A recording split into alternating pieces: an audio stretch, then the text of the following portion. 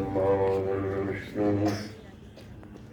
गुरुर्देवो महेश्वरः गुरु साक्षात् परब्रह्म तस्मै श्री गुरुवे नमः। शंकरं शंकराचार्यं केशवं बादरायणं सूत्रभाष्यकृतं वन्दे भगवन्तौ पुनः पुनः। ईश्वरो गुरुरात्मेति मूर्तिभेदविभागिने व्योमवद्व्याप्तदेहाय दक्षिणामूर्तये नमः। कृष्णाय वासुदेवाय हरये परमात्मने प्रणतक्लेशनाशाय गोविन्दाय नमो नमः। जन्माद्यस्य तोन्मयादितरतश्चार्थेष्वभिज्ञस्वराट् तेने ब्रह्महृदायादिकवये मुह्यन्ति यत्सूरयः। तेजो वारिमृतां यथा विनिमयो यत्र त्रिसर्गो मृषा धाम्ना स्वेन सदा निरस्तकुहकं सत्यं परं धीमहि। यं प्रव्रजन्तमनुपेतमपेतकृत्यं द्वैपायनो विरहकातर्वाजुहाव पुत्रेति तन्मयतया सर्वो विनेदो तं सर्वभूतहृदयं नमामि। ॐ नारायण नारायण नारायण नारायण।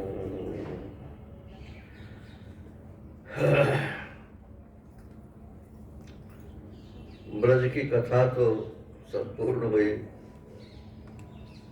अब मथुरा की कथा प्रारंभ हो रही है।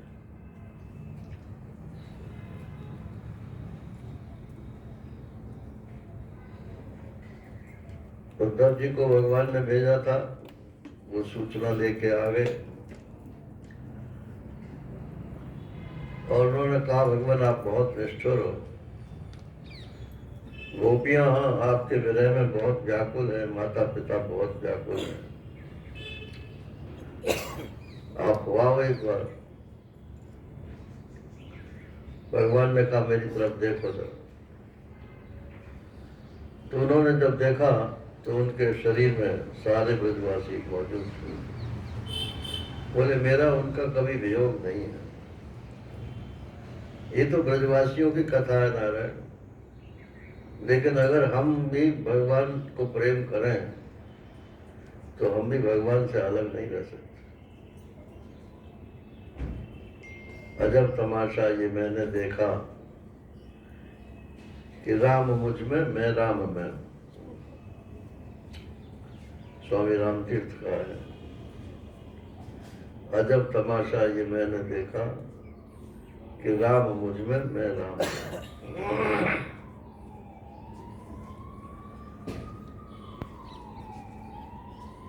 जब वो वहां से आ गए उसके बाद भगवान ने उद्धव जी से कहा कि चलो जरा हमारे साथ।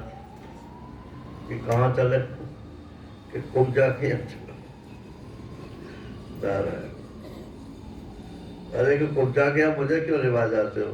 मैं बाल ब्रह्मचारी ठहरा। बोले मैं कौन सा कर्मचारी हूँ, मैं भी तो बाल ब्रह्मचारी हूँ। परंतु महात्माओं के लिए ऐसी बात कही जाती है कि उन्हें अकेले में स्त्रियों के साथ नहीं मिलना चाहिए। आजकल ये फंस रहे हैं ना सब लोग। इसीलिए फंस जाते हैं कि एकांत का दुष्प्रभाव हो जाता है। महाराज जी तो कहते थे कि महात्मा को अपने से बड़ी उम्र वाले के साथ रहना चाहिए, जिससे वो कोई चंचलता न कर सके।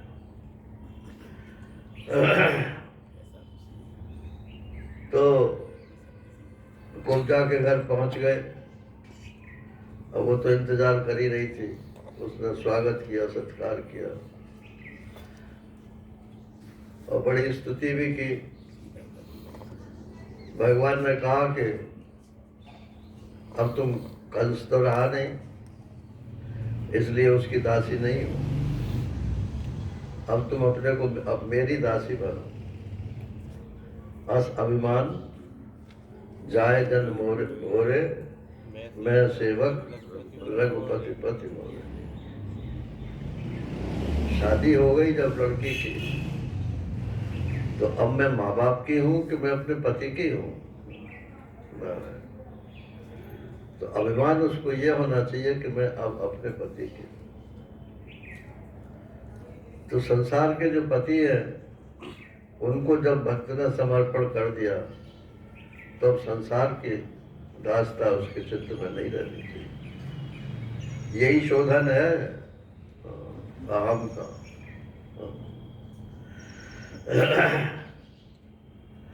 नारायण। अब वहां से आए अक्रूर जी भी, तो उम्र में तो बड़े थे ही, तो उनसे कहा कि अक्रूर जी आप जरा पांडवों के यहाँ चले जाओ। मैंने कल परसों बताया था ना, भगवान के यहाँ एक घंटी है, जब उनके भक्त पर कोई आंच आती है तो घंटी बज जाती है। तो पांडव लोगों को तो कौरव लोग परेशान तो कर ही रहे थे, उनका राज्य छीन लिया था। तो भगवान ने कहा तुम जाओ और देख के आओ कि वहां पांडवों की क्या स्थिति है। गए अक्रूर जी, धृतराष्ट्र को बतेरा समझाया। वो तो विदुर जी भी समझाते थे, लेकिन विदुर जी तो उनके भाई जरूर थे, लेकिन वो कहते थे ये तो साधु टाइप का आदमी है। आजकल साधुओं की कोई नहीं सुनता। किसकी सुनते हैं? गुरुवानी की। नारायण। गुरुवानी जो कहते हैं वही, तो घर घर गुरुवानी बैठी है। नारायण। तो बहुत तेरा समझाया। धृतराष्ट्र ने कहा कि आप कहते तो ठीक हो, लेकिन मेरी तो समझ में आती नहीं है, मैं अपने बच्चों को कैसे छोड़ दूं? नारायण। 100 पुत्र हैं, दुर्योधन उनमें सबसे बड़ा है। वो तो जैसे वो कहेगा वैसे ही करूंगा, मैं तो अंधा हूं। ये अंधा था या नहीं था, ये तो इतिहास है। लेकिन जिसे अपना भला बुरा नहीं सोचता, वो आंख के अंदर नाम नहीं सुख वाले ही है। आकर के उन्होंने समाचार दे दिया भगवान को कि वो तो दुखी है सब। फिर क्या हुआ कि कंस की जो पत्नियां थी वो जरासंध की बेटियां थी, मैंने जरासंध ससुर थे। तो जब कंस मर गया तो ससुर जी जो है वो सेना लेकर के चढ़ाई कर दी उन्होंने। 23 अक्षौणी सेना लेकर के वो आया। कृष्ण और बलराम ने दोनों ने युद्ध किया और उनको मार भगाया। चले गए।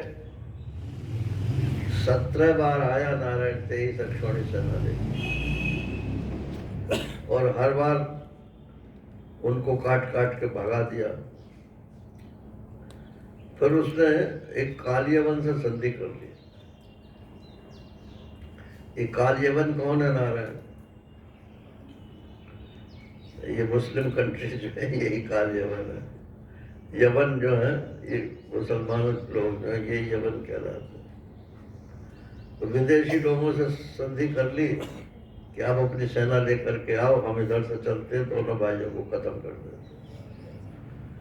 अब कालियवन जल्दी पहुंच गया। भगवान कृष्ण ने बलराम जी से कहा भैया तुम तो यहीं बने रहो, मैं देखता हूं। तो उसके सामने गए। अब कालियवन तो उनके सौंदर्य पे लट्टू हो गया। अरे बोले भाग जा, मैं तो तेरे से कुछ नहीं कहूँगा। भगवान भागे तो सही, लेकिन नंगे पैर भागे उसके सामने से। तब वो कालियवन समझ गया कि ये युद्ध से डर के भाग रहा। उसके पीछे पीछे वो कालियवन भागा। भगवान एक पहाड़ की गुफा में घुस गए। वहां एक आदमी सोया हुआ था, अपना पीताम्बर उन्होंने उसको उड़ा दिया, और वो जो माला पहने हुए थी ना, वो माला भी ऊपर से डाल दी। अब पीछे कालियवन वहां आया, भगवान तो छिप गए ये सब कार्य करके। कालियवन ने देखा कि अरे ये माला भी पड़ी हुई है, पीताम्बर भी उसी का है, तो डर के मारे मेरे से जो है ये यहाँ आकर सो गया। तो उसने एक लात मारी, लात मारी तो वो उठ गया, और उठ करके उसने जैसे ही आंख फाड़ के उसकी तरफ देखा, सोई कालियवन भस्म हो गया। परीक्षित ने कहा, महाराज जी कौन थे जिनकी आंखों में इतनी आग थी? बोले ये मुचकुंद थे, मानधाता के बेटे थे, सूर्यवंश में थे, और इंद्र की सहायता करने के लिए ये स्वर्ग गए थे। वहां जब युद्ध समाप्त हो गया, तब उन्होंने कहा कि अरे मैं तो सोया ही नहीं, अब बताओ कितनी मेरी जिंदगी बची है? तो बोले जिंदगी तो तुम्हारी थोड़ी सी है, आप ये बताओ कि आपने सहायता की है, इसके बदले में हम आपको क्या दें? तो बोले मैं सोना चाहता हूँ।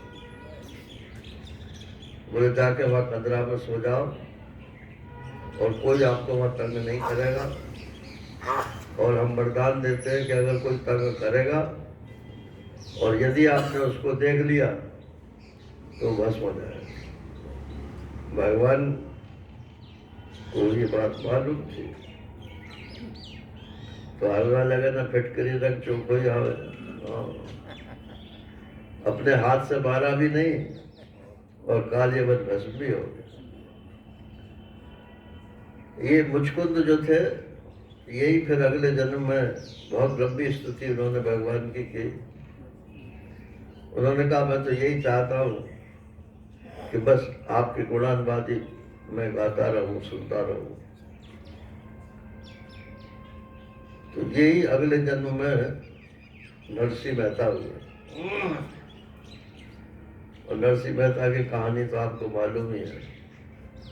नरसिंह मेहता के लिए भगवान 32 बार प्रकट हुए ना, और किसी भक्त के लिए इतनी बार प्रकट नहीं हुए। जो जितना ज्यादा समर्पित भक्त होता है, उतना ही भगवान का वो प्यारा होता है। हम तो एक माला कर ली, 10 माला कर ली, संत के बहुत बड़े भक्त हैं, जिन्होंने अपना सारा जीवन इसी में भगवान को सुपुर्द कर दिया। नारायण। इसके बाद वो आ गए, फिर वो जरासंध भी आ गया उसके बाद। तो उन्होंने कहा दाऊद दादा ये तो अच्छी बात है, ये ला रहा है और हम मार रहे हैं, क्योंकि हमारा काम तो दुनिया पृथ्वी का भार उतारने का ही है। तो अच्छी बात है, ये हर दफे इतनी सारी सेना लाता है और हम मार देते हैं। लेकिन हमारे पूर्ववासियों को तो बहुत कष्ट होता है युद्ध से। राजा को कष्ट इतना नहीं होता है जितना वहाँ के रहने वालों को होता है। आज हिंदुस्तान पाकिस्तान की लड़ाई छिड़ जाए मान लो, या चीन के साथ छिड़ जाए, तो जो हमारी राष्ट्रीय भावना है वो भले ही कहें कि बहुत अच्छा मारो, लेकिन जब महंगाई जाएगी ना, आसमान छुएगी, तब मालूम पड़ेगा कि अच्छा लड़ाई का परिणाम ये होगा। चीजें मिलनी बंद हो जाती हैं। जब वर्ल्ड वार हुई थी नारायण, तो खाने के लिए गेहूं नहीं मिलता था, क्योंकि गेहूं तो सबका सब मिलिट्री को चला जाता था। ये ज्वार राशन में मिलती थी और एक आदमी को 6 छटाक अन्न मिलता था एक हफ्ते में। तो आप समझ लो। तो युद्ध तो ऐसी चीज है, इसमें सब देश बर्बाद हो जाता है। तब उन्होंने सोचा कि अच्छा ठीक है, भगवान ने अपनी माया को कहा कि भाई यहाँ से शिफ्ट करना और ऐसी जगह शिफ्ट करो जहाँ ये 2 पैर का आदमी न पहुँच सके। यही लिखा है इसमें, 2 पैर का आदमी जहाँ न पहुँच सके, माने युद्ध ना हो, ऐसी जगह शिफ्ट करो। तब ये द्वारका नगरी बसाई समुद्र के भीतर। आज भी जो है आप स्टीमर पर बैठ के वहाँ जाते हैं द्वारका जी। उस समय तो कितना था पता नहीं। तो द्वारका नगरी बसाई और योग माया ने सारे सोते हुए मथुरा वासियों को रात में वहाँ पहुँचा दिया, उनके सामान समेत। बोले ऐसे कैसे हो जाएगा?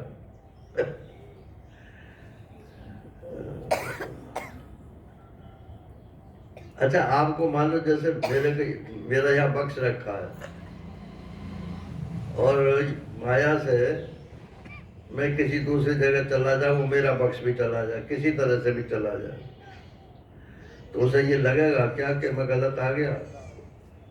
वहां भी मैं बक्स के पास था, यहाँ भी मैं बक्स के पास। तो माया ने यही किया। वो सामान शिफ्ट हुआ या नहीं ये मतलब नहीं है, उन सबको यही लगा कि हमारा सामान यहाँ आ गया और हम यहाँ सुरक्षित हैं। अब जरासंध के सामने से दोनों भाई भागे और भागते भागते गिरनार पर्वत पर चढ़ गए। गुजरात में गिरनार पर्वत है। तो जरासंध जो है पर्वत के ऊपर वो भी चढ़ा, लेकिन भगवान तो 64 कला प्रवीण है, कहीं छिप गए, वो देख नहीं पाया। तो उसने आग लगा दी चारों तरफ से, पर्वत में ही आग लगा। बोले जहां कहीं होंगे जल जला के पल्ली बात। अब वो जरासंध तो चला गया। भगवान ने देखी कि आग लगी हुई है, तो लिखा वहां से कूदे और कूद के सीधे द्वारका में पहुंचे। अब वहां गिरनार पर्वत से द्वारका कितनी दूर है, आप जो लोग गए हो वो बता सकते हैं। इतनी लंबी छलांग? बोले लंबी उनके लिए क्या है। ये ऐश्वर्य लीला में क्यों नहीं होता है और माधुर्य लीला में भी क्यों नहीं होता है? ऐश्वर्य लीला में क्यों करोगे तो उनका ऐश्वर्य प्रकट नहीं होगा, और माधुर्य लीला में क्यों करोगे तो आपको रस आपका खत्म हो जाएगा। भगवान ने मिट्टी क्यों खाई? अरे यशोदा से पूछो, खाई या नहीं खाई, लेकिन उन्हें कितना आनंद हुआ होगा ये भी तो देखो ना। माधुर्य में आनंद की बात हो, ऐश्वर्य में संसारी लोगों को आश्चर्य होता है। आश्चर्य, महाराज श्री कहते हैं आश्चर्य माने क्या होता है? आह आह चर्या है जिसकी आश्चर्य, जिसको देख के निकल जाएगा वाह आह, वही आश्चर्य है। क्या सुंदर बनाया नारायण।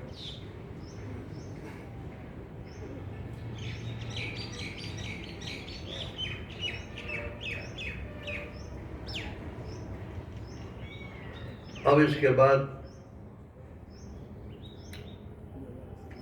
द्वारका में प्रश्न हुआ कि भाई वो शादी ब्याह होनी चाहिए। तो बोले पहले बड़े भैया की शादी करो, और बड़े भैया तो जरा बलराम जी थे ना, तो उनके साथ शादी भी तो बलवान की किसी की होगी। तो कोई रेवत नाम के राजा थे, तो उनकी वो ब्रह्मा जी के पास गए कि मेरी लड़की के लिए कोई आप उचित लड़का बताओ। ब्रह्मा जी ने कहा भाई तुम्हारे हिसाब से तो बलराम जी हैं, उनके साथ शादी करो। अब जब तक वहां से यहाँ आए तो इतनी देर थोड़ी हुई, वहां तो योग बदल गया था। ब्रह्मा जी के आयु तो बहुत लंबी है और बलराम जी तो बहुत लंबे नहीं। वो रेवत की जो पुत्री थी वो ज्यादा लंबी थी। बलराम जी ने कहा कि भाई मैं अपने से लंबी स्त्री के साथ शादी थोड़ी करूंगा। बोले ब्रह्मा जी ने कहा है, तो बोले ठीक है मैं कर लेता हूँ। तो उन्होंने हल उठाया अपना। ये हल मूसल जो है ये बलराम जी के शस्त्र है, और भगवान कृष्ण के सुदर्शन चक्र ये उनके हाथ में नहीं रहते हैं हमेशा, ये दिव्य वेपन्स हैं, तो ये स्मरण करने पे आते हैं। तो उन्होंने स्मरण किया तो हल आ गया, और उन्होंने उसकी रेवत की पुत्री रेवती थी, तो इसके कंधे पर लगाया और नीचे पैर उसके पैर के ऊपर अपना पैर रखा और खट से दबा दिया। जितनी बड़ी वो चाहते थे उतनी बड़ी हो गई। अब ये पुराण है नारायण। इससे ये भी बात जाहिर होती है कि बेमेल ब्याह नहीं होना चाहिए भाई। आजकल तो सब सेंटीमीटर नाप नाप के जो है, इतनी सेंटीमीटर हाइट है, इतना वजन है, इतना फलाना।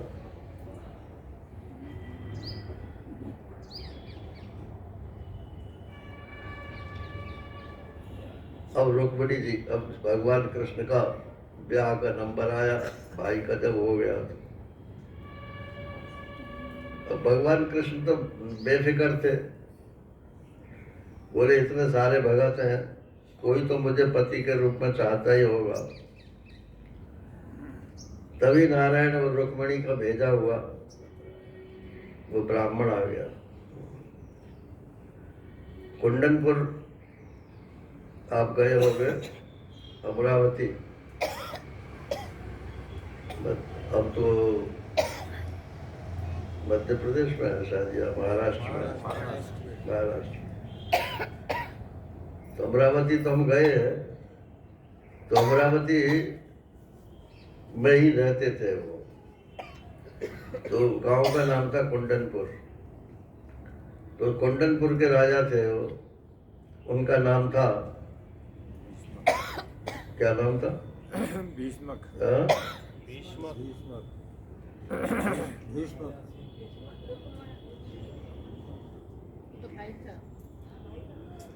भीष्मक, भीष्मक नाम था। उनकी पुत्री रुक्मिणी थी। अब नारद जी का तो एक ही काम है नारायण, भगवान के पास भक्तों को पहुंचाना और भक्तों के पास भगवान को पहुंचाना। तो ये लक्ष्मी जी की अवतार थे। जैसे श्री कृष्ण विष्णु के अवतार माने जाते हैं, ऐसे ही लक्ष्मी जी के अवतार रुक्मिणी जी माने जाते हैं। राधा जी को नहीं मानते लक्ष्मी का अवतार। राधा तो निश्चल प्रेम वाली मूर्ति थी, वहाँ शादी की कोई बात नहीं। हालांकि पुराणों में, दूसरे पुराणों में भगवान के साथ शादी भी करा दी, क्योंकि आजकल यही कहते हैं कि भाई शादी ना हो तो प्रेम करना अपराध है। लेकिन प्रेम में शादी कोई कंडीशन नहीं है। तो उनके कई बेटे थे। सबसे बड़े बेटे का नाम था रुक्मी और बहन का नाम था रुक्मिणी। तो रुक्मी जो था वो शिशुपाल का दोस्त था। ये शिशुपाल कौन है? यही भगवान का वही जय विजय जो थे, क्या द्वारपाल, शिशुपाल और दंतवक्र, ये दोनों भाई जो है वो जय विजय थे। तो इन्हें तो भगवान से दुश्मनी करनी थी, क्योंकि सांप लगा हुआ था। और रुक भी चूंकि शिशुपाल का भाई था, तो शिशुपाल का दोस्त था, तो उसने कहा ठीक है, मैं अपनी बहन की शादी शिशुपाल से कर दूंगा। अब शिशुपाल तो बड़े सुखी थे, इतनी सुंदर कन्या हमको मिल रही है। अब नारद जी का काम तो मैं बता ही चुका आपको। तो नारद जी जो है भगवान के गुण सुनाने पहुंच गए रुक्मिणी जी के यहाँ। बोले संसार में अगर कोई सुंदर है तो सिर्फ श्री कृष्ण है, और उनको जो ब्याह देगा वो तो उसकी मुट्ठी में सारी संपत्ति आ जाएगी। अब सुन करके रुक्मिणी जी ने अपना दिल भगवान को सौंप दिया। देखा नहीं, देख करके जो प्रेम होता है वो भक्ति में नंबर 2 का होता है, और सुन करके जो प्रेम होता है वो नंबर 1 का होता है। भगवान के बारे में सुनो और उनसे आप प्रेम करने लगो, ये आप नंबर 1 के भक्त। श्रद्धावान लभते ज्ञानम, श्रद्धा के बिना कोई न भक्ति होती है न ज्ञान होता है। तो जब रुक्मिणी जी को पता चला कि रुक्मी ने शिशुपाल से मेरा ब्याह कराने किस कह रहा है, और पिताजी इतने डरते थे उससे रुक्मी से, उन्होंने कहा भैया इसने जो कह दिया वही मानो, यद्यपि वो खुश नहीं थे। तो उन्होंने एक ब्राह्मण के हाथ चिट्ठी भेजी भगवान की। ये चिट्ठी जो है साधकों के लिए बहुत ही विचारणीय है। जैसे विभीषण ने कहा था ना, श्रवण से सुनाए वो प्रभु भंजन बहुवी, ऐसे ही रुक्मिणी जी ने उसमें लिखा, श्रुत्वा गुणान भुवन सुंदर श्रृणवतां ते निर्विश्य कर्ण विवरैर हरतोंगतापम रूपम दृशां दृश्यमतां अखिलार्थ लाभम त्वय्यच्युता विशति चित्तमपत्रपम मेहि। मैंने तो आपके गुण सुन करके ही आपको अपना दिल दे दिया है। हे भुवन सुंदर, भुवन सुंदर माने आपके समान संसार में और कोई सुंदर नहीं।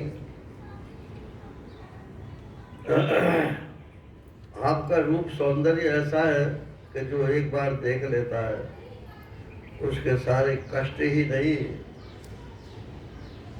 उसके तो चारों अर्थ धर्म काम मोक्ष चारों पुरुषार्थ सिद्ध हो जाए। ये भगवत दर्शन का फल है, और भक्ति में इसको जो का त्यों ही मानते हैं। ज्ञान में कहते हैं कि मोक्ष जो है वो भगवत दर्शन से नहीं होता है, लेकिन वो कहना ये चाहते हैं कि अर्थ धर्म और काम, इन तीनों का संपादन करने पर भी भगवान की भक्ति से अंतःकरण शुद्ध हो जाता है, जो अर्थ और काम से दूषित हो गया था, और तब उसमें ज्ञान की घुसने की गुंजाइश होती है। तब कोई ज्ञानी महात्मा मिल जाता है, तब फिर ज्ञान प्राप्त हो जाता है, तो मोक्ष हो जाती है। माने क्रम समुच्चय मानते हैं।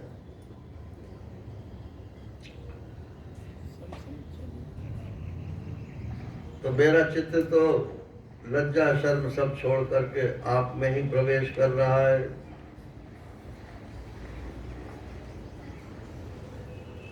तन्मे भवान खलु खलु वृता पतिरंग जायाम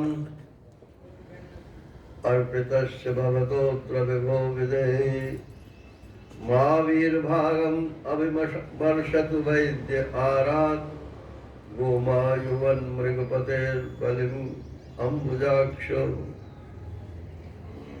हे अम्बुजाक्ष, हे कमल नेत्र,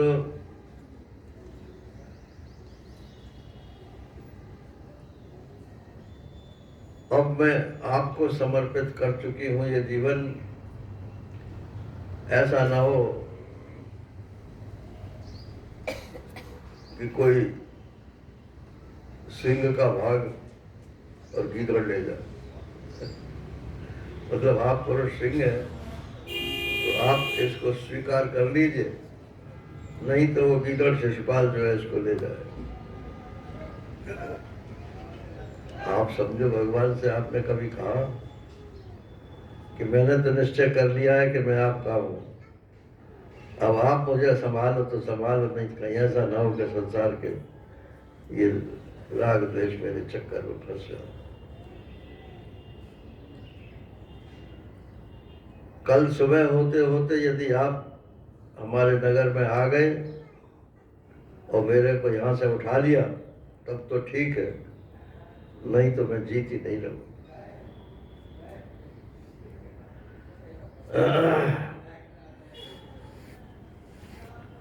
मर के क्या करोगी?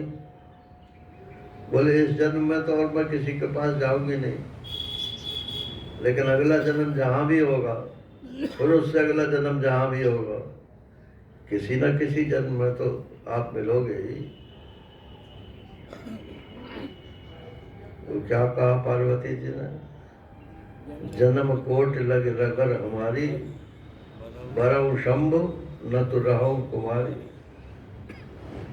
सप्तऋषियों ने कहा कि पार्वती जी इस शिव जी के चक्कर में क्यों फंस गए? उनके न कोई घर है, न बाहर है, नारायण।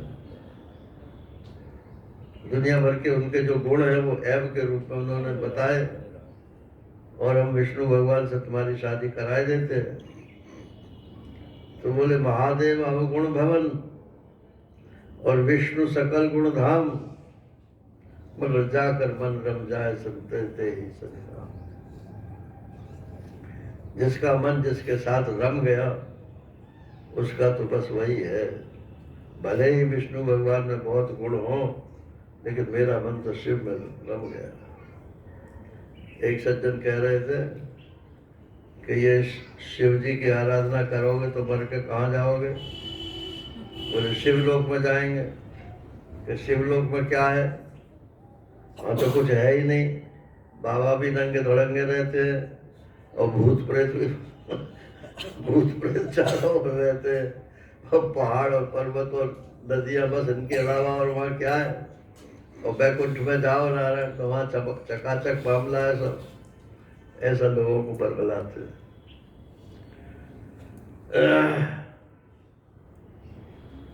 ब्राह्मण ने कहा महाराज मैं तो चिट्ठी लाने का काम मुझे सुपुर्द किया था, मैंने आपको चिट्ठी दे दी, अब आपको जो करना हो तुरंत करो, क्योंकि कल सुबह तक वहां पहुंचना है। और ये भी लिख दिया उसमें कि मैं पार्वती जी का पूजन करने के लिए, हमारे यहाँ रीति है, मैं जाऊंगी, मेरा अपहरण वहीं से कर लेना। आज भी चिट्ठी तो नहीं लिखते हैं, फोन से तो बता ही देते।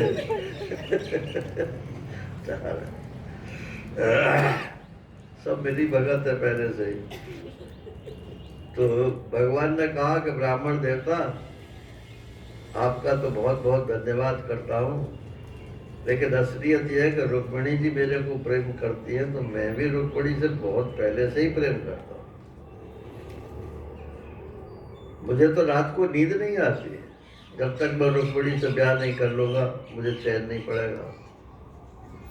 दारोग को बुलाया, अपने ड्राइवर को, रथ वाहन, बोले तुरंत रथ तैयार करो और इसी समय चलना है। और ब्राह्मण को भी बैठाया उसमें और खुद भी बैठे, और हवा के तेजी के समान घोड़े भाग छूटे और सुबह पहुंच गए नारायण कुंडन को। अब आज के हिसाब से आप देखो तो कहाँ द्वारका, दौड़ पश्चिम में, और ये अमरावती जो है ये लगभग मध्य भारत में है। रातों रात वहाँ पहुँच गए, जाके डेरा डाल दिया। सुबह भीष्मक को पता चला कि भगवान कृष्ण भी आए हैं रुक्मिणी का ब्याह देखने के लिए। किसी को ये नहीं पता कि उसको लेने आए हैं, और शादी देखने के लिए आए हैं। भीष्मक पहुंचे वहाँ, अपना उसका आदर सत्कार किया, और इतने सुंदर थे वो, और उनकी सुंदरता इतनी प्रसिद्ध हो गई थी कि सारा नगर जो है उनके सौंदर्य को देखने के लिए उमड़ पड़ा। अब उधर शिशुपाल भी अपनी बारात लेके आ गया था, तो वो भी तैयारी कर रहा था कि कब बारात चढ़े और भावने पड़े और मैं रुक्मिणी को लाऊं। एक महात्मा तो कहते थे कि बस पाजामा ही पहन के बाकी था। पहले वो वैसी ड्रेस बनती थी ना, चमकीली दूल्हे के लिए, तो उसमें पजामा होता था। आजकल पैंट होती होगी, हमें मालूम नहीं। तो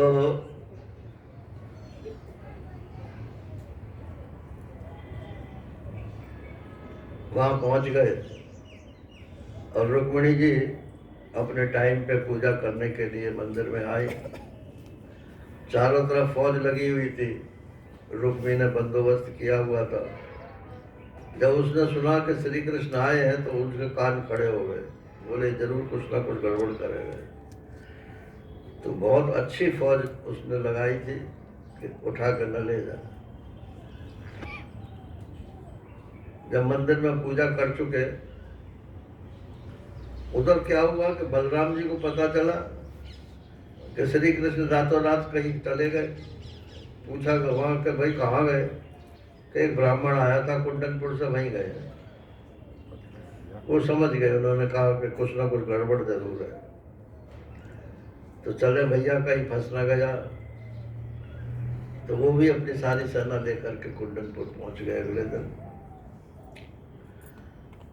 अब जब वहां मंदिर से वो रुक्मिणी जी निकली पूजा करके, तो सब ये तो भूल गए कि कृष्ण कहीं आ न जाए।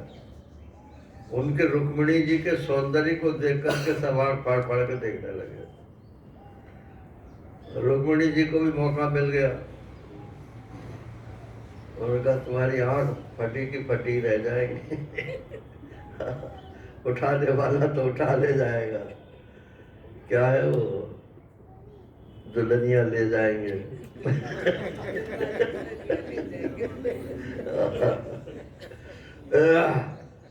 तो भगवान तो मौका देख ही रहे थे। तो वो जो थे सिपाही, वो तो इतने उसमें डूब गए कि उन्हें यही सोचना ही नहीं कि हम खड़े हैं कि बैठे हैं। तो पट्टी पट्टी गिरने लगे। बस भगवान उठे, उसका हाथ पकड़ा रुक्मिणी का। रुक्मिणी ने कहा तुम मेरा हाथ पीछे पकड़ना, पहले मैं ही चढ़ जाती हूँ। रथ पे बैठ गई वो, और भगवान चल दिए। अब पीछे जो है आँख खुली सबकी, अरे कहाँ गए कहाँ गए कहाँ गए कहाँ गए। तो वो कथा वाले सुनाते हैं कि ले गो ले गो ले गो ले गो। अब श्री कृष्ण तो ले गए। अब सेना जो है वो पीछे भागी। उधर बलराम जी तो तैयार थे ही युद्ध के लिए। सेना सेना से भिड़ गई, और रुक्मी जो था वो श्री कृष्ण से जुड़ गया। तो रुक्मी की तो सारी हालत श्री कृष्ण ने खराब कर दी।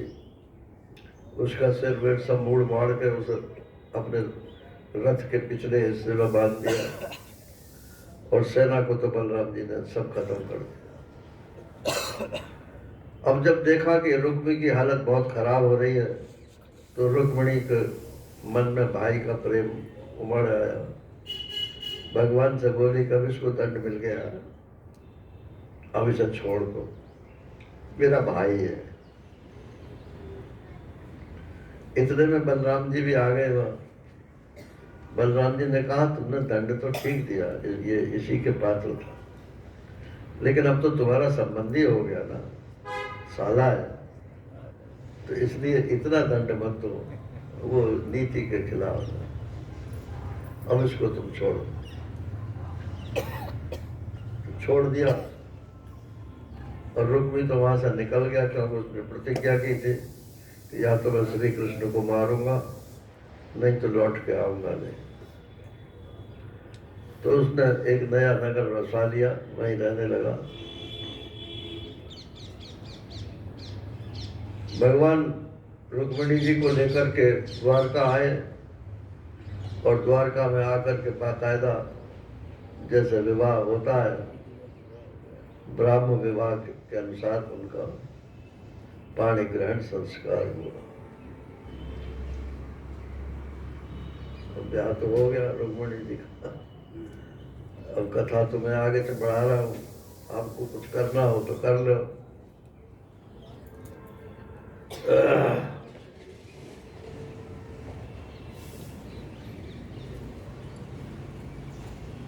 आप करते रहो, मैं कथा कहता रहो।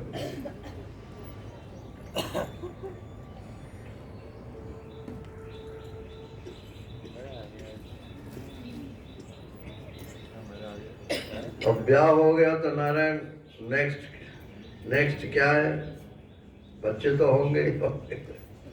तो भगवान कृष्ण के रुक्मिणी जी से प्रद्युम्न पैदा हो गए। ये प्रद्युम्न जो है ये कामदेव है। इतने सुंदर थे ये कि श्री कृष्ण में और प्रद्युम्न में अंतर रानियां नहीं कर पाती थी।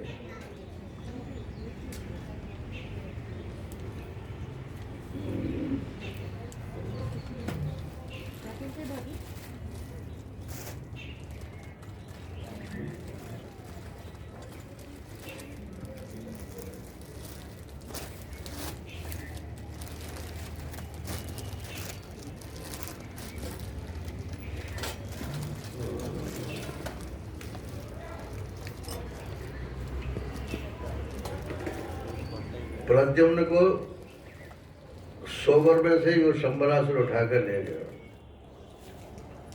और शंबरासुर की लड़की थी, नहीं उसको डाल दिया समुद्र में, क्योंकि शंबरासुर को शाप था कि श्री कृष्ण का बेटा जो है वो मारेगा। तो उसने उनको समुद्र में फेंक दिया और प्रद्युम्न को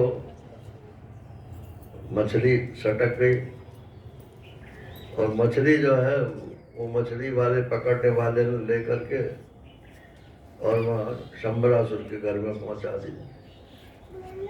और वहाँ जब मछली का पेट काटा गया तो उसमें से प्रद्युम्न निकल अब ये पुराण है नारायण, इसमें होनी अनहोनी की बात नहीं है।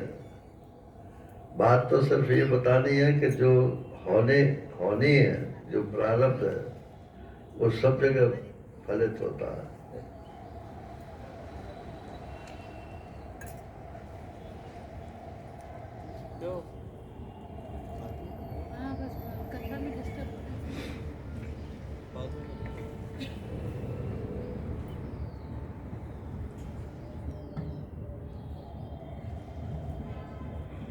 कोई श्लोक बोल दो पंडित जी।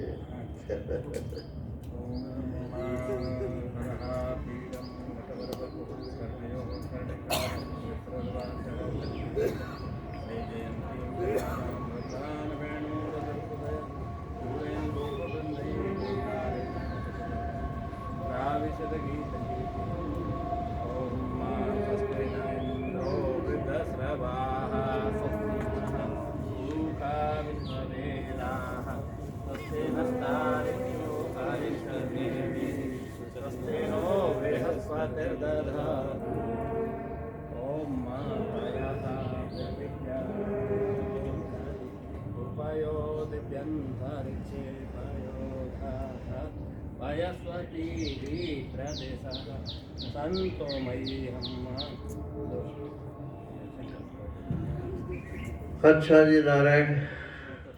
नक्षत्रम विष्णु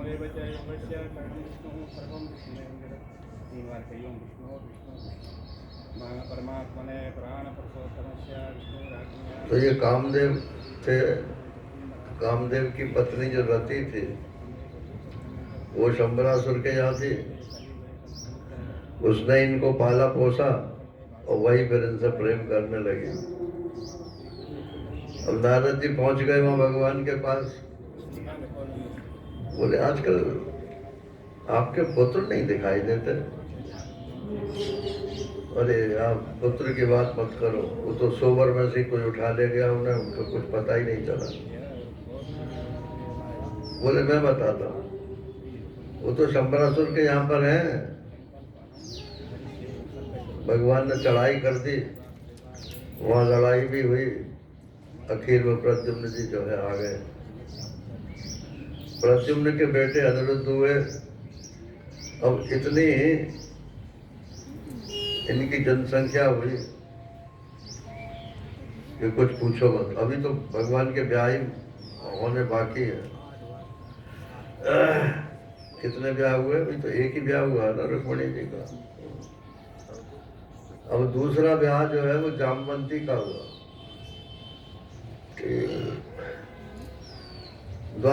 द्वारका में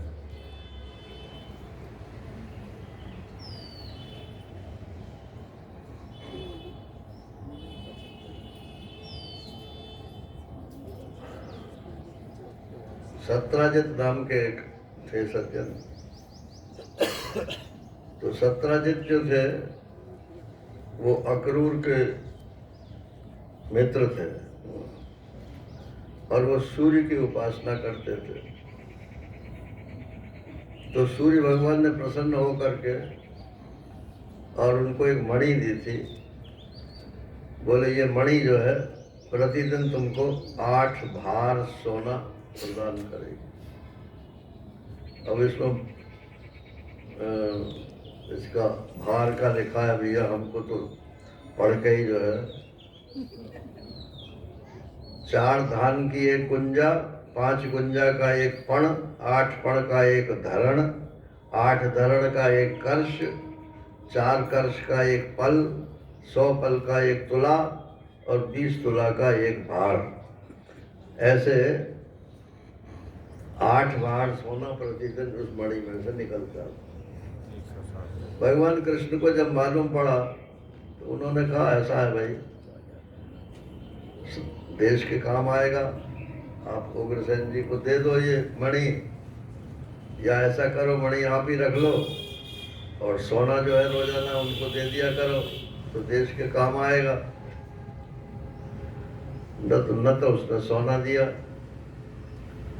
नारायण।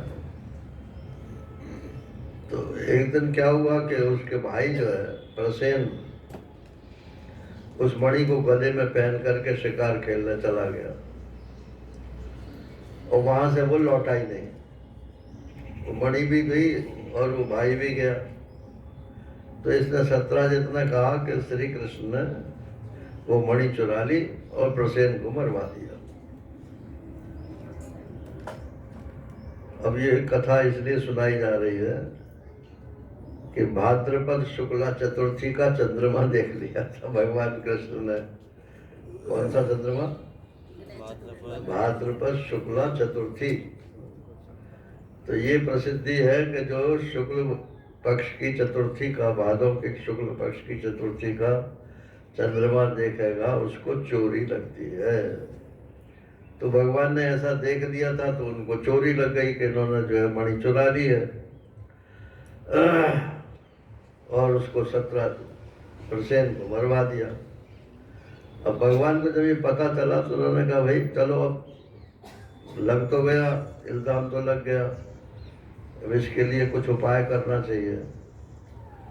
तो वो गए, बोले जंगल में देखते हैं कहाँ गया वो प्रसेन। तो जहाँ उसकी लाश पड़ी थी तो देखा वहां से खून की बूंदें टपकती हुई किधर ही को जा रही है। बोले ठीक है, इसका मतलब कोई शेर जो है इनको खा गया। तो बूंदों के सहारे वो आगे आगे चले। फिर वो बूंदें बंद हो गई और एक गुफा थी। तो बोले इस गुफा में कोई रहता होगा, उसने शेर को मार दिया होगा।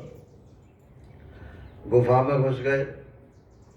अब गुफा में एक रीछ था, उसकी जो लड़की थी, ऋषि तो वही थे जामवान जो रामावतार में थे, ये ब्रह्मा जी के अवतार माने जाते हैं। तो उनकी लड़की थी जामवंती, तो वो उस हार से खेल रही थी। तो हार तो दिख गया और वो जामवंती भी दिख गई। तो भगवान ने कहा ये हार मुझे दे दो। उसने हल्ला मचा दिया कि कौन आया कौन आया कौन आया। तो वो जामवंत जी आए और भगवान से भिड़ गए। नारायण 28 दिन तक युद्ध होता रहा, कोई हार ही नहीं माना। भगवान ने एक मुटका जो है उसको मारी, वो भी कराटे वाली होगी नारायण। तो वो जामवंत जो है धराशायी हो गए। जामवंत ने कहा कि मेरे को सिवाय भगवान राम के और कोई नहीं मार सकता। तो हो सकता है कि ये भगवान राम ही कृष्ण के रूप में आए हों। तो उनकी स्तुति की। उन्होंने कहा ठीक है, आप आनंद से रहो, मुझे तो ये दे दो हार, मेरे ऊपर कलंक लगा हुआ है, मैं हार दिखा करके अपना कलंक धुलवाऊंगा। जामवंत ने कहा कि मैं अकेला हार नहीं दूंगा, हार के साथ ये दहेज में मेरी लड़की भी नहीं। भगवान ने कहा चलो जो आवे सो ठीक है। तो वो जामवंती जो है वो उनकी पत्नी होकर के आ गए। आकर के उन्होंने वो हार सबको दिखा दिया। तो ये तो हो गया कि हाँ श्री कृष्ण ने नहीं चुराया, लेकिन वो हार जो है उसको सत्यजित को ही दे दिया। अब जो उसके साथी थे अक्रूर वगैरह, देखो भगवान के भक्त थे अक्रूर, मगर धन का ये ऐसा मद होता है। तो उस हार को देख करके उन्होंने सोचा कि इसको मार दें तो हम ये हार हम ही ले लें, हम भी 8 बार सोना लेंगे। तो 8 बार सोने के लालच में उन्होंने उसको मार दिया सत्यजित। उनकी लड़की थी सत्यभामा। तो सत्यभामा को उसने सत्यजित ने पहले ही शादी कर दी थी कि भाई मेरे से गलती हुई, मैंने आपके ऊपर इल्ज़ाम लगाया, अब मैं अपनी लड़की जो है आपको देता हूँ। तो सत्यभामा नंबर 3 की पत्नी थी। जब उसके पिता की डेथ हो गई अक्रूर के द्वारा, तो उनके मन में आया कि ये जरूर भगवान इसमें इन्वॉल्व है। और अक्रूर ने मरवाया था तो वो भागा वहां से बाहर निकल कर। भगवान ने रथ दौड़ाया, उसको पकड़ा। अंत में ये हुआ कि ठीक है, अक्रूर जी वापस द्वारका आ गए। और अक्रूर को ये वरदान था कि जहाँ अक्रूर रहेंगे वहाँ धन धान्य की कोई कमी नहीं रहेगी।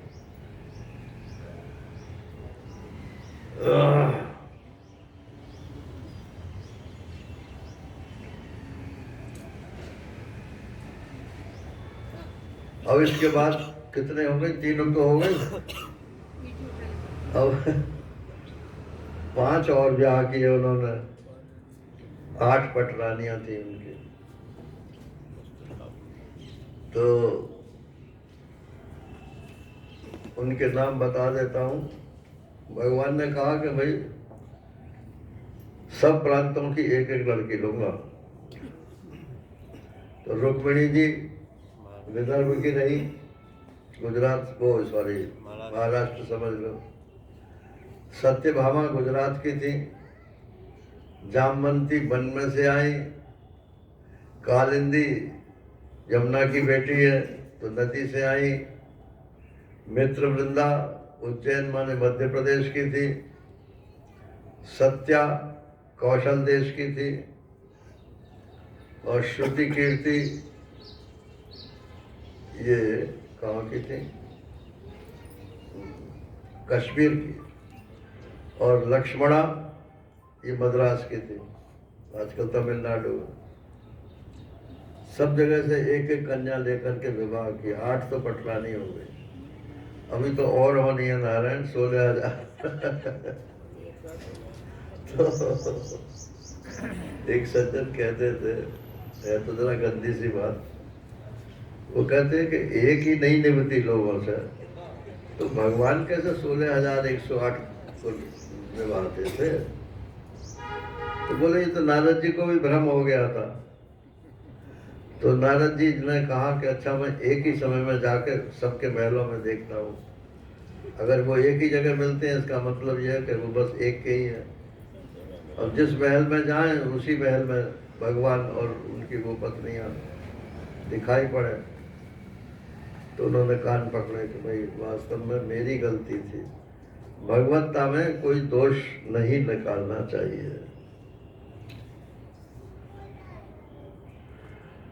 तो 16,000 ये षोडश विकार माने जाते हैं, इसलिए 16 की गिनती है। और चंद्रवंश जो है वो चंद्रमा 16 कलाओं से पूर्ण होता है, इसलिए भी भगवान की ये 16 गिनती होती है। इसमें 1000 और सैकड़ा और ये तो विष्णुवर है। 16 जो है वो उनकी कला की गिनती है।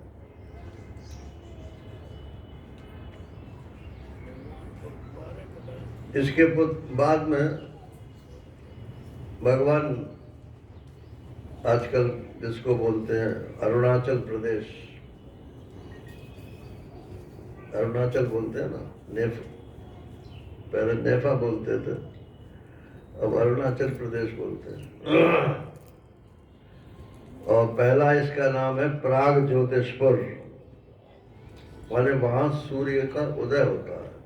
पूर्व में सूर्य का उदय जो सबसे पहले दिखाई पड़ता है वो अरुणाचल प्रदेश में है। तो सत्यभामा के साथ गरुड़ पर सवार होकर के वो वहां गए। वहां एक भौमासुर दैत्य था, उससे उन्होंने युद्ध किया। भौमासुर इतना बलवान था कि उसका जो किला था उसने इतना मजबूत बना रखा था कि कोई भीतर घुस नहीं सकता। पहले तो बाहर तो किले वो पहाड़ थे, उसके बाद शस्त्रों का घेरा था, फिर उसके बाद जल से भरी खाई थे, उसके बाद आग की 4 दीवारी थी, उसके बाद वायु माने गैस बंद करके रखी गई थी, और इसके भी भीतर फिर वो कांटेदार जो मुड़े हुए तार होते हैं ना, मुड़ बोलते हैं उसको, बार्ब्ड वायर आजकल बोलते हैं, तो उसकी घेराबंदी थी। अब भगवान कृष्ण उनके लिए क्या है, तो वो तो गरुड़ पर बैठ के तो वैसे ही गए थे, तो ऊपर से जाएंगे तो सब नीचे ही नीचे रह जाएंगे, लेकिन गदा से पहाड़ भी इन्होंने तोड़ ताड़ दिए, अंदर पहुंच करके उसको मार दिया। उसने 16,000 कन्याएं इकट्ठी कर रखी। और क्यों इकट्ठी करी थी? बोले इनके सबके साथ एक साथ शादी करो। हमारे परिचित थे, तो जब तक उनका ब्याह नहीं हुआ था तो तब तक तो वो कहते थे कि अरे एक से क्या होता है, कई बीवियां हों तब ठीक होता है। तो अब बाद में मतलब थोड़ी ज़्यादा उम्र में शादी हुई उनकी, ज़्यादा उम्र से मतलब 27-28 वर्ष के हो गए। आजकल के हिसाब से ज़्यादा नहीं है, लेकिन पहले के हिसाब से तो ज़्यादा ही है। तो 27-28 वर्ष की उम्र में शादी हुई, और शादी के बाद देखा तो वो मुंह लटकाए बैठे थे। तो लोगों ने पूछा क्या बात है? अरे कि क्या बात है कि ठाकुर साहब थे। बोले ठाकुर साहब आप तो कहते थे एक से क्या काम है, अब एक से कपड़ा है।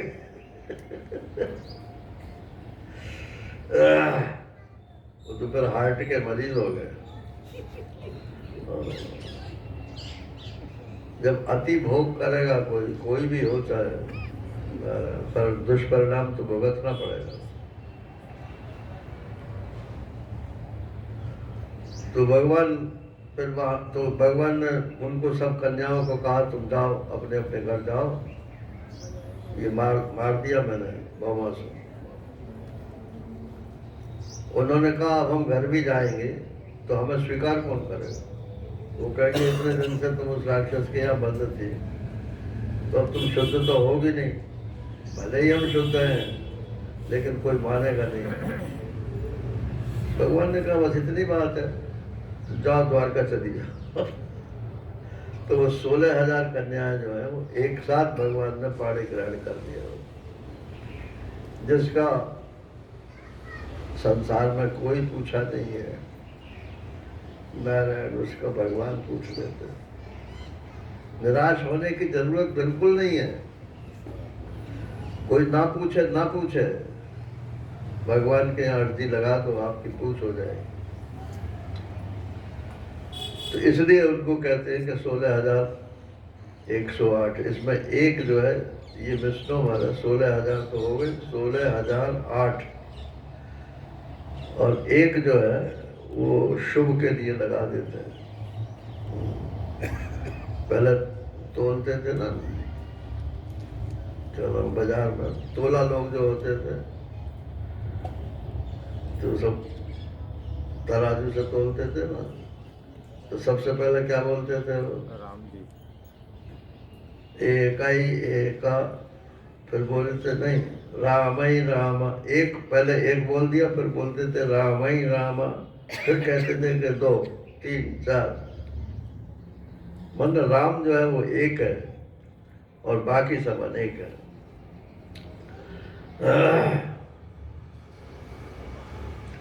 अब इसके बाद भगवान गए स्वर्ग, क्योंकि सत्यभामा जी ने कहा जरा हमको स्वर्ग की सैर करा दो, तो गरुड़ जी के साथ वहाँ गए। अब वहाँ देखा कि वो कल्प वृक्ष लगा हुआ है, तो सत्यभामा ने कहा कि हम ये कल्प वृक्ष ले चले। बोले भाई इंद्र से पूछ लो, उसकी चीज है, हम बिना पूछे कैसे ले जाए। उससे पूछा तो इंद्र ने मना कर दिया, बोले ये तो उसमें से निकला था क्षीर समुद्र में से और हमारे जिम्मे आया था। तो सत्यभामा ने कहा नहीं, कैसे भी हो मैं तो इसे लेके ही जाऊंगी। अब त्रिया चरित्रम पुरुषस्य भाग्यम को भी जाना चाहिए। भगवान ने कहा अच्छी बात है, कोई बात नहीं है। उखाड़ लिया वो कल्प वृक्ष और गरुड़ के ऊपर रख लिया। अब वही इंद्र जिसकी हमेशा से तरफदारी करते रहते भगवान, वही इंद्र के साथ उनका युद्ध हुआ। बाद में फिर ब्रह्मा जी ने वो सुलहनामा कराया।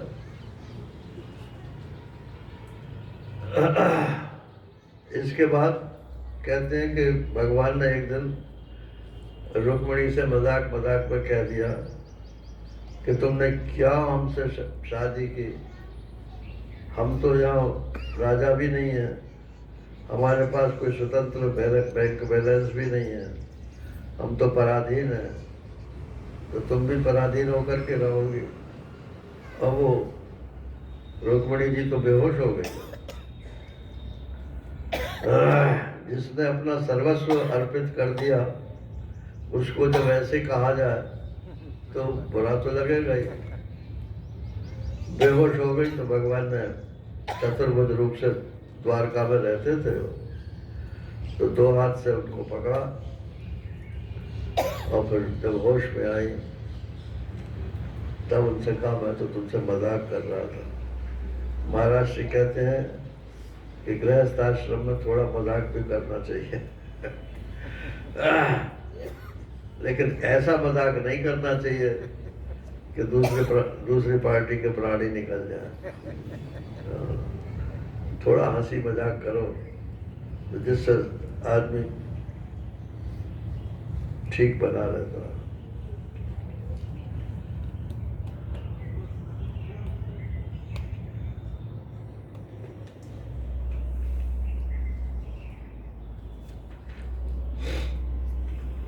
अब ये अनिरुद्ध और उषा का मिलन, इसे सुना के मैं क्या करूं?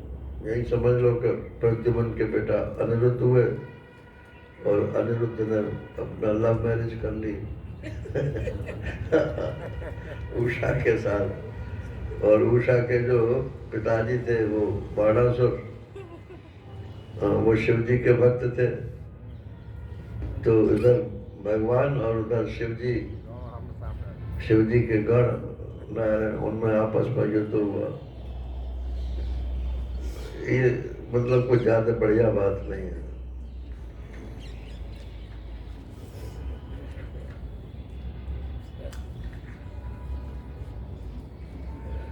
अब एक दिन क्या हुआ कि द्वारका में जो राजकुमार थे, बहुत बड़ी संतति हो गई सबके, 16,108। एक एक पत्नी से भगवान कृष्ण, अकेले भगवान कृष्ण के 10-10 लड़के और एक एक कन्या उत्पन्न हुई, 11-11 बच्चे। अब समझो 16,108 में को 11 से गुणा करो तो कितनी संतान हुई। ये तो अकेले श्री कृष्ण की हुई, फिर बलराम जी की अलग हुई होंगी, और भी जितने लोग हैं पूरे द्वारका में क्या हुआ होगा। 56 करोड़ यदुवंशी हो गए थे उस समय।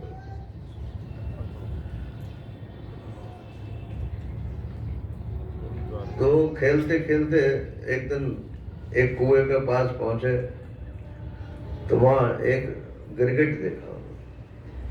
वो बहुत बड़ा गिरगिट था। उनकी गेंद कुएं में जा पड़ी थी। तो वहां गिरगिट दिखाई पड़ा। वो गिरगिट कौन था? जब गिरगिट बाहर निकल आया, भगवान ने अपना पैर उससे छुड़ा दिया, तो वो राजा नृग थे जो गिरगिट बन गए। उन्होंने कहा, भाई तुम गिरगिट कैसे बन गए? गिरगिट तो आप समझते हो ना, जो रंग बदलता है, जो रंग बदलता है। हाँ, रंग बदलता है। इधर से देखो तो और रंग, वो रंग नहीं बदलता है। अपना दृष्टिकोण जैसे बदलता है, सोई उसका रंग अलग अलग मालूम पड़ता है। तो गिरगिट कोई अच्छा जीव नहीं माना जाता। तो बोले, तुम कैसे भाई गिरगिट हो गए? तो राजा नृग ने कहा कि मैं दान बहुत करता था। यज्ञ, दान और तप, ये गृहस्थ के 3 धर्म बताए गए हैं। कौन कौन से? यज्ञ, दान और तप। अपने लिए तप, समाज के लिए दान, धर्म के लिए यज्ञ।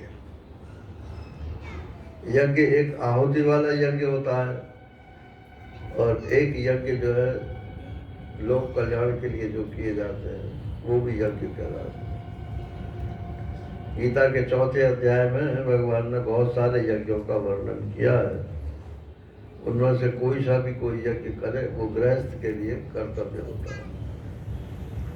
एक वो दैनिक हवन होता है, तो वो तो जिसकी यज्ञोपवीत हुआ हो नारायण, वही वो कर सकता है।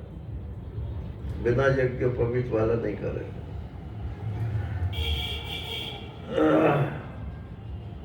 तो मैं दान बहुत करता था। एक दिन मैंने बहुत सारी गैया दान की। अब एक गैया एक ब्राह्मण को गई तो वो उसके पास से भागी आई, और वो हमारे उसमें आकर मिल गई। फिर दूसरे ब्राह्मण को दान की तो वो गैया भी दूसरे ब्राह्मण के पास चली गई। अब वो दोनों ब्राह्मण आपस में लड़ने लगे। वो कहे ये तो मेरे को दी गई थी, वो दूसरा कहे मेरे को दी गई थी। अब वो आकर के, क्योंकि मेरे से उन्होंने कहा कि हमारा फैसला करो, तो जब इधर का वो बोले तो कहते हाँ तुम भी ठीक कहते हो। जब दूसरा बोला तो बोले हाँ तुम भी ठीक कहते हो।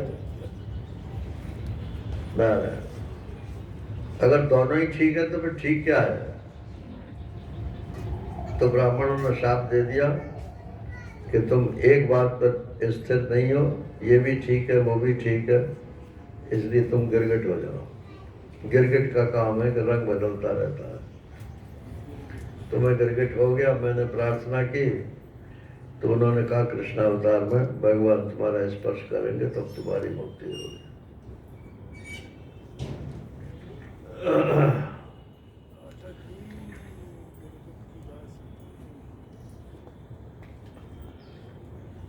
और बलराम जी ने कहा कि भैया हम जरा ब्रज में घूमिया में। अब देखो जो ब्रज की स्त्रियां थी उनमें दो विभाग थे, कुछ बलराम जी की फैन थी और कुछ भगवान कृष्ण की फैन थी।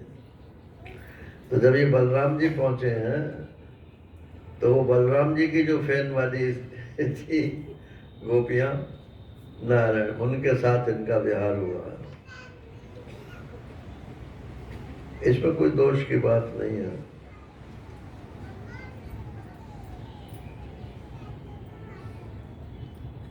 दो पौंड्रक और काशीराज, इनके उद्धार की कथा आती है। पौंड्रक जो था उसने कहा कि मैं असली वासुदेव तो मैं हूं, ये वासुदेव कृष्ण नहीं है। बोले उनके तो भगवान कृष्ण की तो 4 भुजाएं हैं। तो बोले मेरे कौन 2 है? उसने लकड़ी की 2 भुजाएं बना रखी थी, 2 तो थी उसकी असली और 2 भुजा लकड़ी के ऊपर से लगा देता था। बोले देखो मैं चतुर्भुज हूं, तो मैं वासुदेव हूं। पौंड्रक नाम था उसका।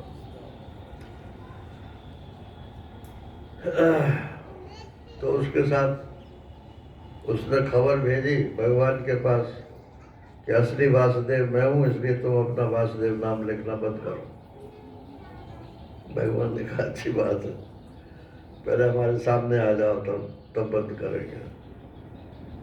भगवान ने उसकी दोनों भुजाएं जो लकड़ी की थी वो तो वैसे ही कट गई और बाकी 2 थी वो भी कट गई। पौंड्रक जी चले गए। असली वासुदेव और नकली वासुदेव। वासुदेव शब्द का क्या अर्थ होता है? बोलो। जो सब में बसता है उसको वासुदेव कहते हैं, व्यापक को वासुदेव बोलते हैं। तो परमात्मा का नाम है वासुदेव और रूढ़ार्थ इसका है कि जो वसुदेव जी का पुत्र है वो वासुदेव है। लेकिन गीता में जैसे आता है बहुनाम जन्मनाम अन्ते ज्ञानवान मांग प्रपद्यते वासुदेव सर्वमिति स महात्मा सुदुर्लभ। सब वासुदेव है, ऐसा जो महात्मा अनुभव करता है वो तो बहुत दुर्लभ है। तो वहाँ वासुदेव का मतलब सर्वव्यापक ब्रह्म से मतलब है।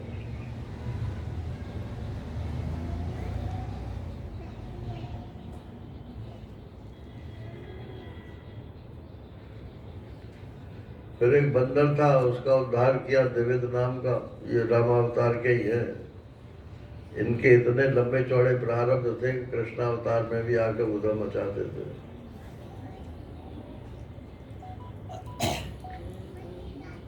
दुर्योधन की लड़की थी तो उसका सांब भगवान कृष्ण का परपोता, उसके साथ ब्याह हुआ। और बलराम जी का चूंकि दुर्योधन शिष्य था और अब जो है समझी भी हो गए हो, तो इसलिए उनकी सारी सिंपैथीज जो थी वो कौरव पक्ष में थी। इसलिए भगवान ने योजना बनाई कि अगर ये रहेंगे तो महाभारत युद्ध में गड़बड़ होगी, क्योंकि ये कौरवों का पक्ष लेंगे, मैं पांडवों का पक्ष लूंगा। तो ऐसा करो, इन्हें किसी बहाने से यहाँ से टरकाओ। तो बलराम जी तो तीर्थ यात्रा के बहाने से चले गए और भगवान कृष्ण ने फिर पांडवों का पक्ष लेकर के और महाभारत युद्ध जिताया। उसी में फिर अश्वमेध यज्ञ की चर्चा आती है। तो भगवान ने अश्वमेध यज्ञ में स्वयं झूठी पत्तलें उठाई। जो काम कोई और नहीं कर सकते थे वो काम उन्होंने किए। और अश्वमेध में सारे राजाओं के ऊपर जीत होनी चाहिए। तो जरासंध नाम का जो व्यक्ति राजा था, वही जिसका वर्णन पहले आ गया, उसके ऊपर विजय नहीं प्राप्त कर सके। तो भगवान तो सब युक्ति समझ जानते हैं, तो उन्होंने कहा ठीक है, युक्ति करते हैं। तो अर्जुन और भीम को लेकर के और ब्राह्मण का वेश बना करके वो तीनों जरासंध के पास पहुंच गए। और उस समय पहुंचे जब वो सुबह सुबह दान करता। जब तीनों ब्राह्मण खड़े हो गए तो उन्होंने कहा कि ब्राह्मण देव आपको क्या चाहिए? बोले हम ऐसे ब्राह्मण नहीं है, हमको अन्न नहीं चाहिए, हम तो युद्ध करने आए। कि अच्छा, कौन कौन हो तुम? बोले मैं श्री कृष्ण हूँ, ये अर्जुन है, ये भीम है, जिसके साथ तुम लड़ना चाहो उसके साथ लड़ लो। जरासंध ने कहा कि श्री कृष्ण तुम तो भगोड़े हो, मेरे सामने से भाग गए थे, इसलिए तुम्हारे साथ तो मैं लड़ूंगा। और अर्जुन मुझसे उम्र में छोटा है, इसलिए उसके साथ भी नहीं लड़ूंगा। हाँ, भीम मेरे बराबरी का है, भीम के साथ लड़ूंगा। हमारा भीम की और जरासंध का गदा युद्ध प्रारंभ हुआ। कहते हैं 27 दिन तक युद्ध हुआ और भीम की हड्डी पसली टूट गई। भगवान से कहा मैं तो भाग रहा हूं, मेरे बस की नहीं है। अरे कि तू लड़ता तो है मगर मेरी तरफ तो देखता ही नहीं है।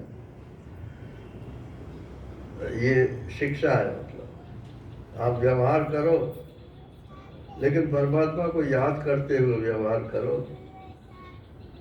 तो अगले दिन जब सुबह फिर लड़ाई शुरू हुई, युद्ध हुआ, तो भीम ने भगवान की तरफ देखा तो भगवान ने एक तिनका उठाया और उस तिनके को हाथ में लेकर के ऐसा खींच करके एक इधर फेंक दिया, एक इधर फेंक दिया। असल में बात क्या थी कि जब ये जरासंध पैदा हुआ था तो इसके 2 टुकड़े थे। हमारे सबके वैसे दो टुकड़े हैं, ये तो भगवान ने सी रखे हैं, राइट और लेफ्ट। तो जरा नाम की राक्षसी ने तो उसे फेंक दिया था कि ये अपने मतलब का नहीं है। तो जरा नाम की राक्षसी ने आकर के वो 2 टुकड़े जोड़ दिए, इसलिए उसका नाम जरासंध हो गया। उसमें 10,000 हाथियों का बल था ना। तो श्री कृष्ण को तो ये बात मालूम थी, तो उन्होंने जब तिनका तोड़ करके ऐसे फेंका, इसका मतलब ये है क्या, अगर ऐसा ना फेंके और केवल 2 टुकड़े कर दे तो फिर जुड़ जाते। तो एक इधर फेंक दिया, एक इधर फेंक दिया, अब जुड़ने का कोई मतलब नहीं है। तो जरासंध तो मर गया। उसके बेटे को राज्य दे करके और जो उसने राजा लोग बंदी कर रखे थे, 10,000 राजा थे नारायण, उन सबको छुड़ा दिया। वो सब अश्वमेध यज्ञ में शामिल हुए। उन राजाओं ने भगवान के पास जो चिट्ठी भेजी थी उसमें यही श्लोक लिखा हुआ था जो मैं रोजाना बोलता हूँ। कृष्णाय वासुदेवाय हरे परमात्मने प्रणत क्लेशनाशाय गोविंदाय नमो नमः। इस श्लोक की महिमा ये है कि आप अपने दरवाजे पे चिपका लें इसको लिख करके और रोजाना इसको बोल करके तब घुसे भीतर। तो कोई समस्या आपके जीवन की बाकी नहीं रहेगी, सब हल हो जाएगी। प्रणत क्लेश नाशा, जो भगवान के शरण में चला जाता है उसके सब क्लेश नष्ट हो जाते हैं।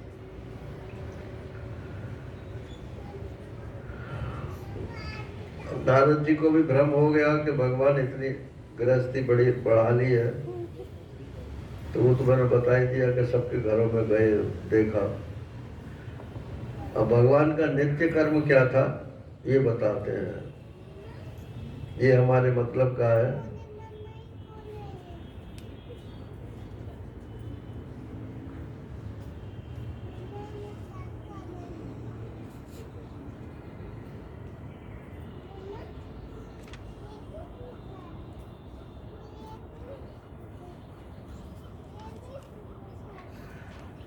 भगवान श्री कृष्ण प्रतिदिन सुबह उठ करके अपने आत्म स्वरूप का ध्यान करते थे। कैसे? कि मैं सच्चिदानंद घन आत्मा ब्रह्म हूँ, ऐसा कह करके उसी में फिर दूसरा विकल्प नहीं करते थे। ये नहीं कि इसको बार बार दोहराते रहो कि मैं ब्रह्म हूँ, मैं ब्रह्म हूँ, मैं ब्रह्म हूँ, मैं ब्रह्म हूँ, ये नहीं। एक दफे ये समझ लो कि मैं सच्चिदानंद घन ब्रह्म हूँ, बस। और फिर कुछ न किंचित अपि चिंतयेत्, फिर और कुछ चिंतन न कर। यही ध्यान है नारायण। तो सुबह उठ करके पहले ये काम करते थे, बाद में स्नान करते थे, फिर धोती दुपट्टा पहन करके वो हवन करते, गायत्री का जप करते।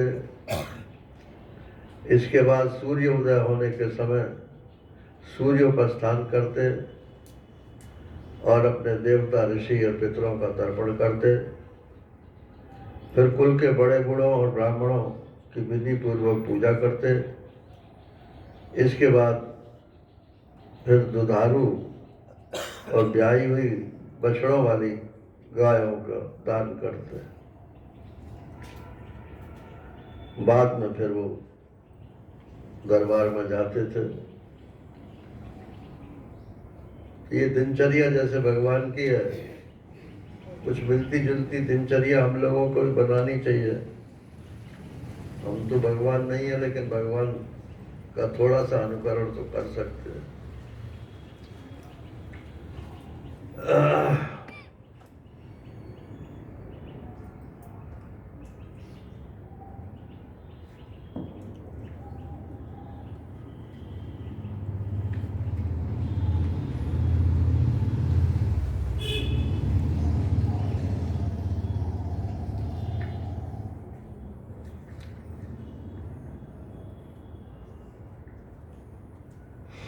राजस्व यज्ञ तो संपादन हो गया पांडवों का।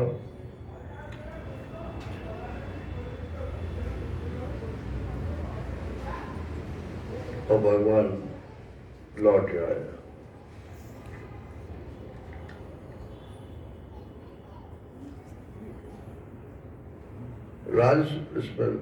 राजस्व यज्ञ में एक घटना हुई, और वो घटना ये हुई कि सबसे पहले पूजा किसकी की जाए। तो किसी ने कहा किसी उसकी करो, किसी ने किसी की कहा, किसी ने किसी की कहा। तो जो जरासंध का बेटा था उसका नाम भी सहदेव था। तो सहदेव ने प्रपोज किया कि श्री कृष्ण की ही अग्र पूजा होनी चाहिए। तो सबने हाँ में हाँ मिला दी। तो उनकी सबसे पहले पूजा हुई, बाद में फिर ऋषि मुनि सबकी पूजा हुई। तो शिशुपाल जो था उसको ये बर्दाश्त नहीं हुआ। अब वो खड़े होकर के वो गाली देने लगा, अरे सबकी अक्ल मारी गई है, ये ग्वाला, चोर, स्त्रैण, दुनिया भर के जितने एपिथेट्स है वो सब उसने जो है प्रयोग कर दिए, और भगवान सब सुनते रहे। कोई तो कहते हैं कि भगवान लकीर खींचते रहे 1 2 3 4। जब 100 पूरे हो गए तब उन्होंने सुदर्शन चक्र से उसका सिर काट दिया। लेकिन क्या भगवान को गिनती नहीं आती थी जो लकीर खींचते? माने तो इसके पीछे कथा ये है कि ये उनकी बुआ का लड़का था भगवान के। तो जब ये पैदा हुआ था तो ज्योतिषियों ने कहा था कि इसकी डेथ जो होगी वो श्री कृष्ण के हाथों होगी। तो उन्होंने कृष्ण से कहा कि भाई तुम इसको मारना मत। तो बोले अगर लिखा है इसके कि श्री कृष्ण के हाथ से होगी तो मैं क्या कर सकता हूँ बुआ जी, लेकिन इतना मैं कह सकता हूँ कि 100 अपराध में इसके क्षमा कर दूंगा, उससे ज्यादा अगर ये करेगा तो फिर ये मारा जाएगा। तो इसलिए वो गिनती की बात कही जाती है। तो शिशुपाल को ही क्यों बुरा लगा? क्योंकि वही जय विजय थे ना, तो वो तो आए ही इसीलिए थे कि दुश्मनी करनी ही करनी है। नारायण।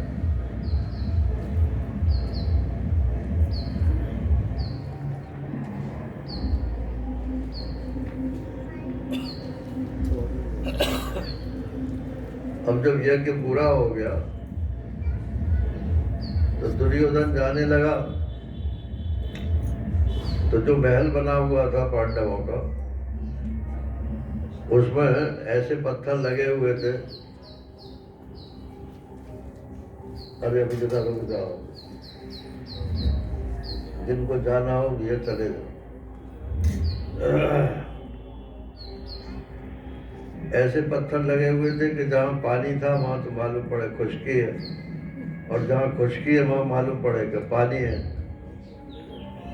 तो वहाँ पानी नहीं था, लेकिन दुर्योधन को लगा कि यहाँ पानी है, तो उसने अपने कपड़े ऊपर को किए। तो द्रौपदी हंसने लगी। अब वो हंसी ही असल में महाभारत के युद्ध का कारण बनी। इसलिए आज भी कहते हैं कि युद्ध क्या है? युद्ध का कारण हंसी और रोग का कारण खांसी। खांसी हो गई और कोई इसका इलाज ना हो तो समझो कुछ ना कुछ और गंभीर रोग होने वाला है।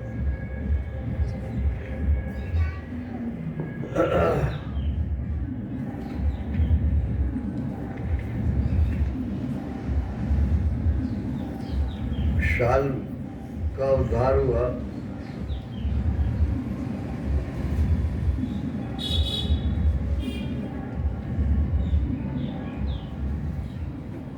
चलो अभी तो फिर बहुत है भाई, आज तो नहीं पूरा होगा। हरि ओम पूर्णमदः पूर्णमिदं पूर्णात् पूर्णमुदच्यते पूर्णस्य पूर्णमादाय पूर्णमेवावशिष्यते। ओम शांति शांति शांति। हरि ओम श्री गुरुभ्यो नमः। हरि ओम।